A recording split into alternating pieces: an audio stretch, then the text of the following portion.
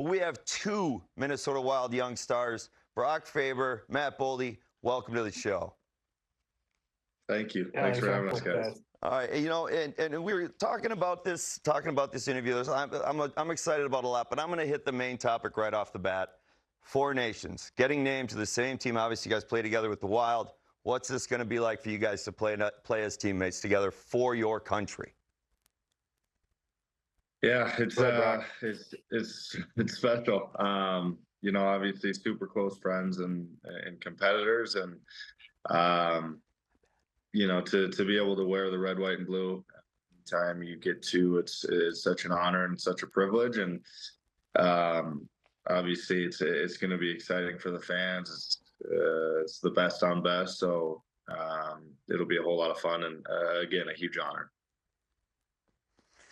You guys in Salt Lake right now?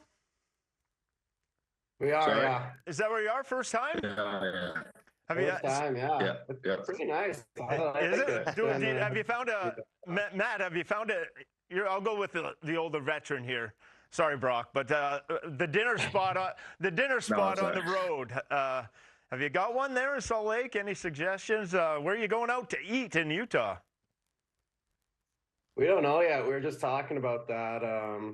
It's our first time here. Obviously, come here a couple times a year. So, reached out to a former teammate, Jack McBain. Hopefully, he hits me back with some good options here. Nice. I'll go back to Brock now. Brock, obviously last year, your rookie year was an incredible rookie year, and you got thrust into a position not many rookies find themselves in, and you just kept thriving all along. Now, I got to imagine there's somebody, whether it's a fellow teammate or somebody in the coaching staff, somebody was helping you out all along behind the scenes. Who was it? I think our whole defensive core kind of, with Spurgeon down and him being kind of in and out and going through what he went through last year. We were really tight back there. We're still really tight as a D-core, and thank God Spurgeon's back. But in that moment, it was I feel like we all kind of had to step up and played a little different.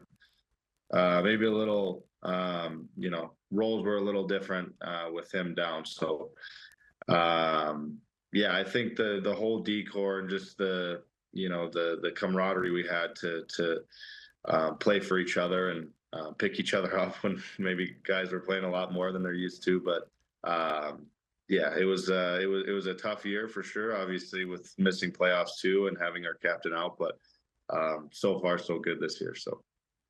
Yeah, Matt, on to that point, you guys are just rolling, playing some good hockey. You've had some injuries and just continue to tick along. John Hynes, the coaching, defensive structure. What has been the main reason for this hot start for the Wild?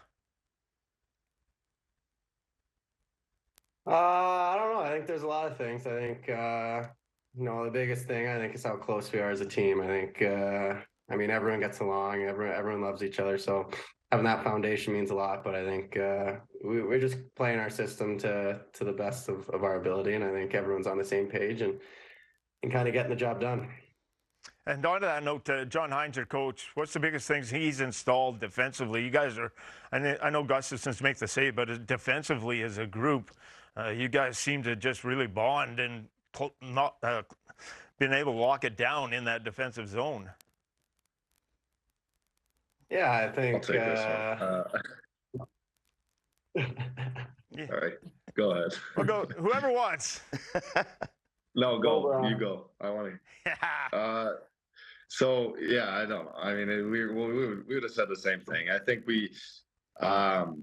it's a little different from last year in our defensive structure. I think the way we play in our D zone, which obviously there's a lot of specifics you can get into that, but I think as a group, top to bottom, we've taken pride in the little things and in that defensive structure and blocking shots and winning battles and. Again, that's where the foundation starts. And if you, I think that we've really bought into that. And that's a huge thing that Hynes talked about from the start of the year on. And again, it's working for us. So hopefully we can keep it going. And Bowles, I'm going to go back to you a little bit now, and sticking alongside with that next man up mentality. Now, more for last year, we ran into an incident where Kaprizov was down, things weren't quite working offensively, and you, at your young age, stepped up and really got the offense going. You were really at the forefront there of the offense. Now, how much did that build your confidence kind of going forward in your career? Because me watching from the outside, it was incredible. It just seemed your confidence at that point just started to rise, and you really, truly realized what kind of player you were in this league. Yeah, I think confidence is everything. You know, the league's hard enough, so if you're playing games where you're not confident and you don't have the puck and plays aren't going your way, it's hard. It's already hard. So, you know, being able to step up and play with him now and learn from him and kind of strive to be as good as he's been, because obviously you see the player that Krill is every night. So being with him every day, playing on a line with him, you learn a lot. And yeah, I think, like I said, confidence is everything. It fuels everyone's game. Brock, those glasses, they got to talk about them. They've become a hit. Is it true now that there's a company that's making Brock Faber glasses on a side note and just taking on the style of the fabulous Faber?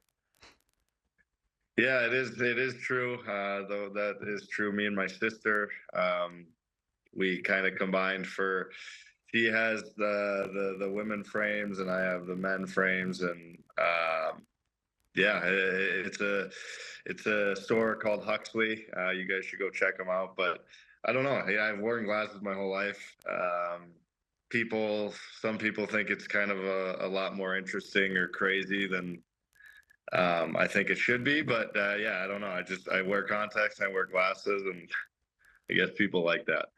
Matt, is there any heat taken? Do you throw any shade Brock's way, or is everything cool there with the glasses with Brock? No, that's part of Brock, part of his personality. You can't go anywhere without this guy getting recognized. So I think that's why he wears the attention. I don't think either one of you guys have a problem getting recognized. I can tell by my watch buzzing that my daughter's letting me know how jealous she is. I get to interview you two right now, that's for sure. You know, all right, now, Brock, I want to go back to, there is a famous picture of you in Minnesota. I think it's made its way around pretty well, but out here, not a lot of people have seen this one. Explain to the crowd. Now, this is the year before your rookie year playing alongside this man, if I'm not correct?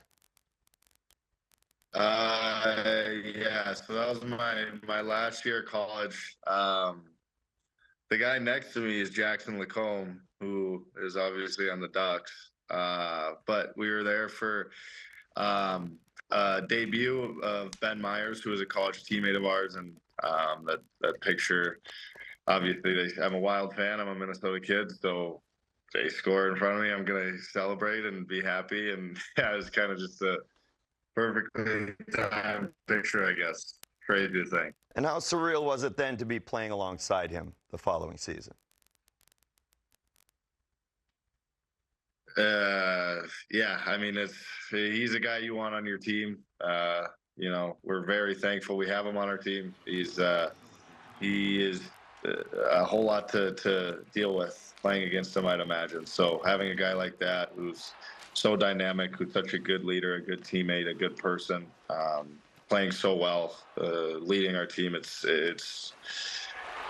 special to watch. It's special to be a part of. And again, I'm glad he's my teammate. I'm not playing against him. Well, I'm sure he's saying the exact same thing about you two, I promise. I don't know, maybe. Hopefully. Matt, you talked about the closeness of this team, how good it is and playing for each other. A lot of love in that room. Where does that come from? Is there cards on the plane, going out together as a team? Just how do you formulate that team bond? Because a lot of what happens on the ice transpires behind the scenes. Just kind of take us behind the curtain of the Minnesota Wild and what makes that bond so special for that group. Yeah, I think it starts with kind of our leaders, with, you know, Spurge and Moose and Krill. I think they do a good job, but I think you know, we got a good mix of young guys, older guys, a lot of different personalities, and I think it's just no one ever gets left alone. I think everyone, it doesn't matter if you're going to dinner with the Swedish guys, the young guys, the older guys, everyone gets along, everyone's included. And I think when you kind of have that situation, it goes a long way, makes guys comfortable. And I mean, for me personally, I think when I was younger, having the older guys and invite me to dinner, it meant a lot. And obviously that has a big impact on how you play. So, yeah, speaking, I completely understand that. I had an older guy that did that very well to me, made sure I didn't get left behind. And the Marc-Andre Fleury exploits, we've seen all the gags in the past and all the humor that he likes to pull. Has there been any new tricks that Marc-Andre Fleury has pulled out on the youngsters this year? I stay away from him as much as I can. Yeah. Well, great choice, Yeah, great choice. me And too. now I want to go back to that team bonding. Now you guys are on a little bit of a road trip. You guys got to stay over in L.A. If I'm not correct. Any team bonding happen in Saturday night in L.A.? Go ahead, Brock. Good spot for a rookie dinner. Good spot for a rookie That's what we dinner. were wondering. We were just thinking. No, it wasn't that crazy. I think my parents were there, so and some family friends and my sister and grandma. So I went and hung out with them for a little bit and met the guys, and it wasn't too crazy. Have you guys got a rookie dinner spotted or already taken care of? Is that coming down the road, Matt? Honestly, I don't know. I'm not a part of the group that decides that. So you got to thrust yourself in there. This is year number 4. Yeah, you guys are part of the core. You got an opinion now. Yeah, we trust the guys. Every year they've done a great job. We've had so much fun. So, those guys are still on our team, so they're still going to keep doing the planning for us. Going back to your rookie years, Brock, yours last year, a few years for you. Good to get that rookie dinner under the belt and now just kind of repay it back the other way. When you're looking up to that rookie dinner as a youngster, is there some butterflies? What's going to happen on that evening? A little bit. It's all fun and games, right? It's the team bonding and being a rookie in the league. Obviously, last year was the older group of guys.